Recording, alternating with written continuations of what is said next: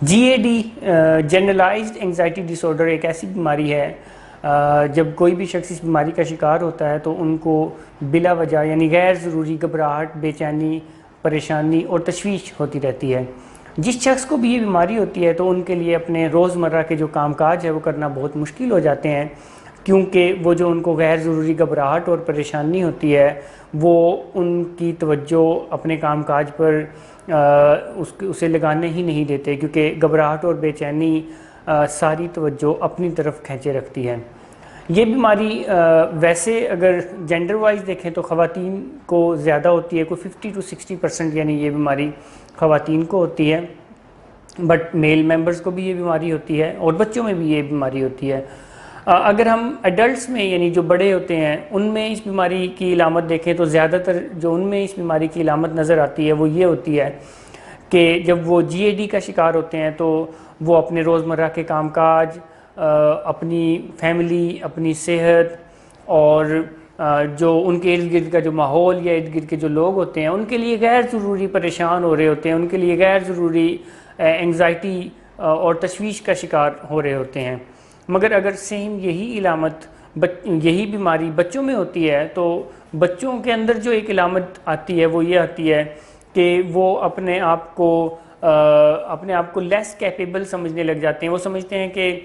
وہ کمپیٹنٹ نہیں ہے، ان کی صلاحیتیں کم ہیں دوسرے لوگوں سے، ان کی قابلیت کم ہے دوسرے لوگوں سے، جس کی وجہ سے ان کی جو توجہ ہے وہ ایک چیز سے دوسری چیز، دوسری چیز سے تیسری چیز، تیسری سے چوتھی پہ شفٹ کر رہی ہوتی ہے بہت تیزی سے۔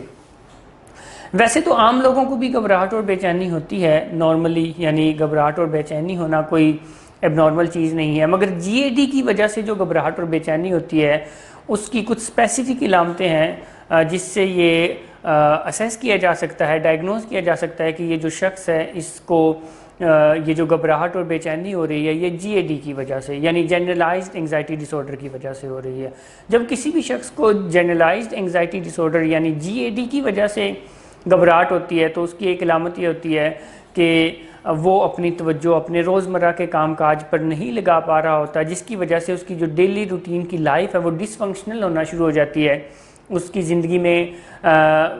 مسائل آنا شروع ہو جاتے ہیں، اس کی زندگی کے معاملات خراب ہونا شروع ہو جاتے ہیں۔ اگر وہ جاب کرتے ہیں تو وہ جاب پر صحیح پرفارم نہیں کر پاتے، اگر وہ اسٹوڈنٹ ہے تو وہ تعلیم پر صحیح اپنی توجہ نہیں دے پا رہے ہوتے، اگر وہ بزنس کرتے ہیں تو وہ اپنے بزنس پر صحیح توجہ نہیں دے پا رہے ہوتے۔ دوسری جو علامت اگر کسی کو جی اے ڈی کی وجہ سے یعنی گھبراہٹ اور بے چینی ہو رہی ہے تو وہ یہ ہے کہ جی اے ڈی کی وجہ سے ہونے والی جو گھبراہٹ اور بے چینی ہے وہ بہت لمبے دورانیہ کی ہوتی ہے اور بار بار ایپیسوڈز ہوتے ہیں۔ ویسے نارملی اگر کسی کو گھبراہٹ اور بے چینی ہوتی ہے تو وہ کسی اسپیسیفک وجہ سے تھوڑی دیر کے لیے ہوتی ہے، مگر جی اے ڈی کی وجہ سے ہونے والی گھبراہٹ اور بے چینی لمبے دورانیے کی ہوتی ہے اور بار بار بغیر کسی وجہ کے غیر ضروری گھبراہٹ اور بے چینی ہو رہی ہوتی ہے۔ اور جو تیسری علامت ہے اگر کسی کو جی اے ڈی کی وجہ سے گھبراہٹ اور بے چینی ہوتی ہے تو ان کو فزیکل سمٹمز بھی ہونے لگ جاتی ہے، جیسے کہ سویٹنگ ہونا، نیند کا نہ آنا اور ہارٹ بیٹس بہت زیادہ تیز ہو جانا، بھوک نہ لگنا، باڈی پین ہونا، مسلز میں پین ہونا۔ تو اگر کسی کو گھبراہٹ اور بے چینی ہوتی ہے جس کی وجہ سے اس کی ڈیلی لائف جو ہے وہ افیکٹ ہو رہی ہے اور اس کو نیند آنے میں مسائل ہو رہے ہیں، جسمانی علامتیں ہو رہی ہیں، تو پھر ایسا ہو سکتا ہے کہ ان کو جی اے ڈی یعنی جنرلائزڈ انگزائٹی ڈس آرڈر کی بیماری ہو گئی ہے۔ اور اگر کسی بھی شخص کو جنرلائزڈ انگزائٹی ڈس آرڈر کی بیماری ہو جاتی ہے تو جتنا جلد ان کو علاج میں لایا جائے، علاج میں لا کر ان کو دوبارہ ایک فنکشنل اور نارمل زندگی کی طرف لایا جا سکتا ہے۔ تھینک یو ویری مچ، اللہ حافظ۔